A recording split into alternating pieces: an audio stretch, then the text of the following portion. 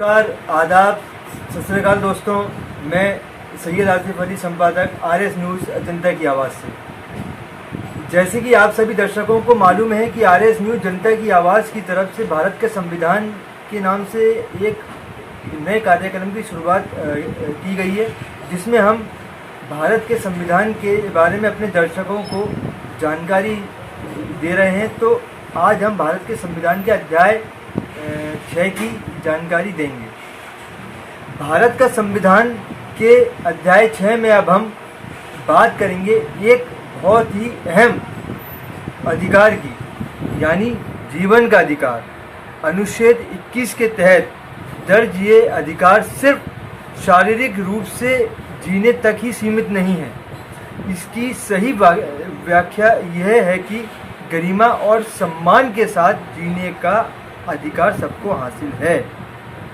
अब right to life में जो चीज़ें आती हैं उसमें यह है, जैसे right to education, right to the clean environment, right to food, right to health care and right to housing.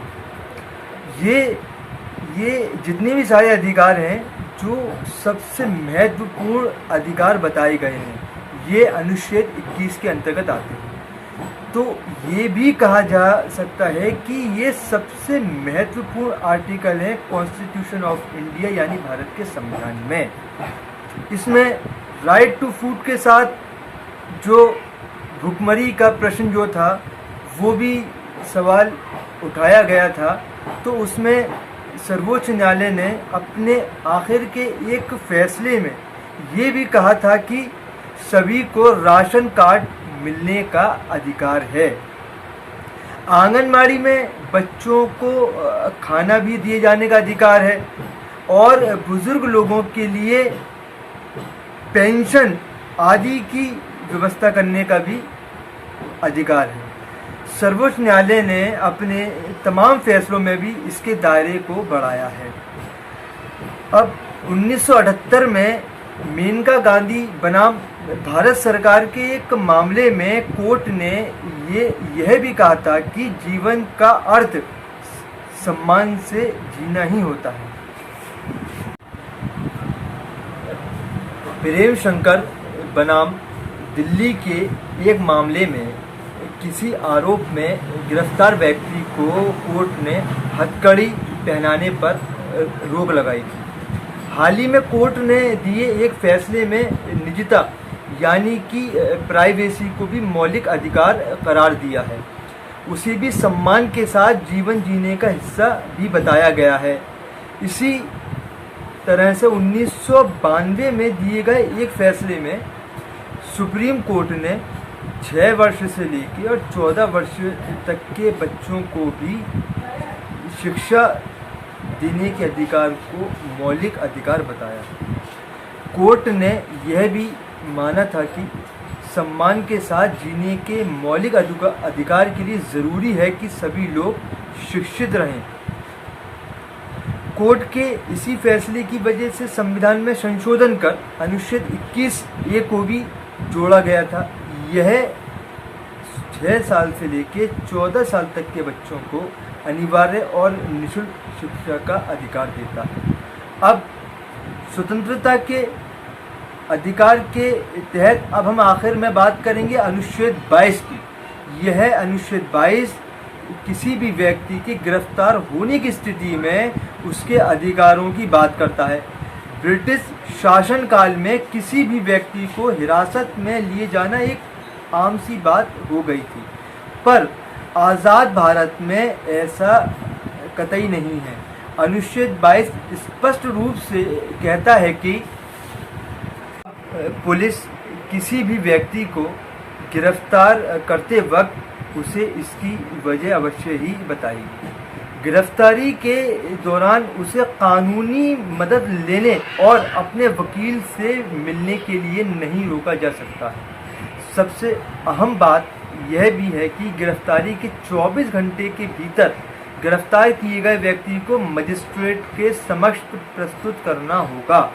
अनुच्छेद 22 में यह भी लिखा हुआ है कि अगर किसी को गिरफ्तार किया जाता है तो पुलिस को उसे तुरंत ही यह भी बताना पड़ेगा कि उसे किस आधार पर गिरफ्तार किया गया है।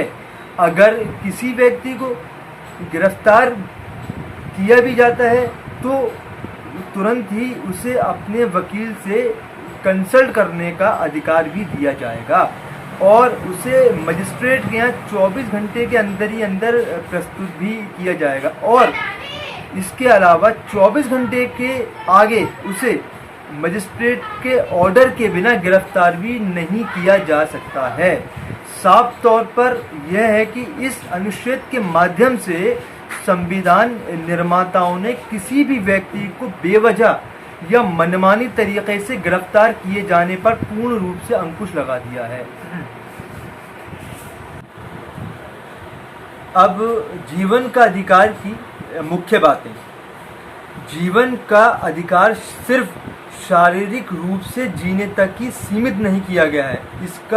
इसकी सही व्याख्या यह है कि गरिमा और पूरे सम्मान के साथ जीने का हर व्यक्ति को अधिकार हासिल है और सुप्रीम कोर्ट ने 6 से 14 साल तक के बच्चों की शिक्षा को भी मौलिक अधिकार बताया है। इसके अलावा किसी भी व्यक्ति के गिरफ्तार होने की स्थिति में गिरफ्तारी के दौरान उसे कानूनी मदद लेने से नहीं रोका जा सकता है। गिरफ्तारी के 24 घंटे के भीतर गिरफ्तार किए गए व्यक्ति को मजिस्ट्रेट के समक्ष प्रस्तुत करना होगा।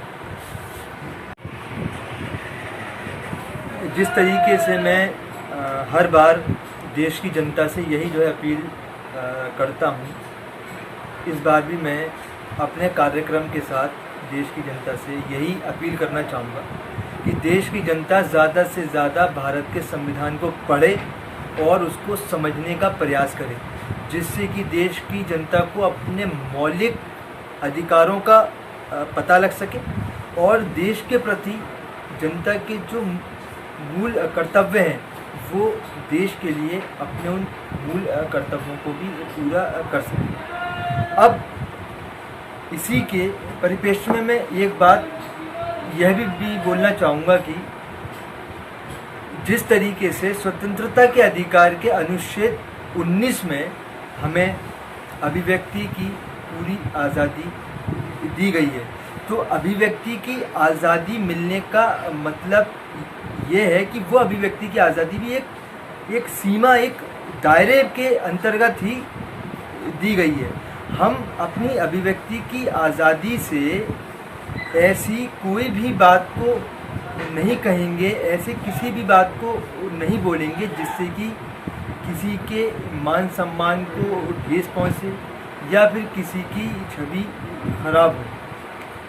ये बात भी है कि आर्टिकल 19 में मीडिया को भी अभिव्यक्ति की आज़ादी का पूरा अधिकार है, लेकिन वो अभिव्यक्ति की आज़ादी का सही मतलब यही है कि हम अपने माध्यम से ऐसी खबरों का प्रचार प्रसार करें जिससे कि किसी की छवि खराब ना हो और न ही किसी के मान सम्मान को ठेस पहुँचे, चाहे वो इलेक्ट्रॉनिक मीडिया हो, चाहे वो प्रिंट मीडिया हो। हम लोग एक सच्चाई, ईमानदारी, कर्तव्यनिष्ठा और एक निष्पक्षता के साथ हमें काम करना है।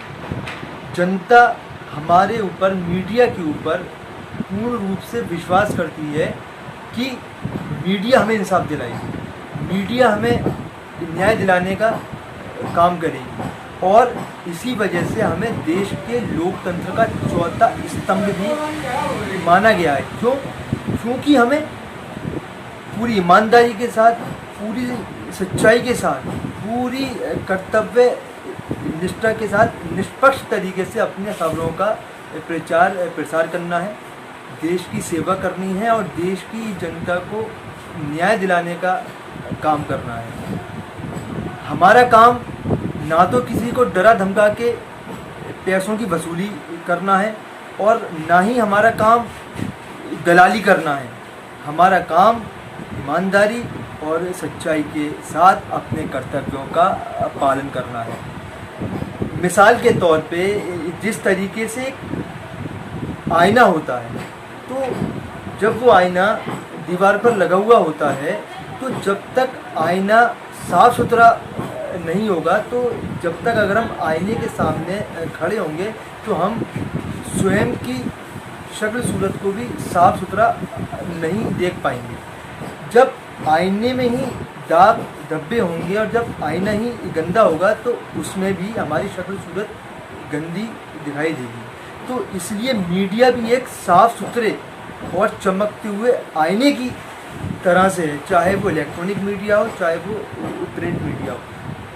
हम लोग अपने आप में एक चमकता हुआ आईना है, जिसमें कि हमें सिर्फ और सिर्फ सच्चाई को ही सबके सामने ईमानदारी से दिखाना है, प्रस्तुत करना है। इसी के बाद मैं अपनी बात को जो है समाप्त करता हूँ। जय हिंद, जय भारत।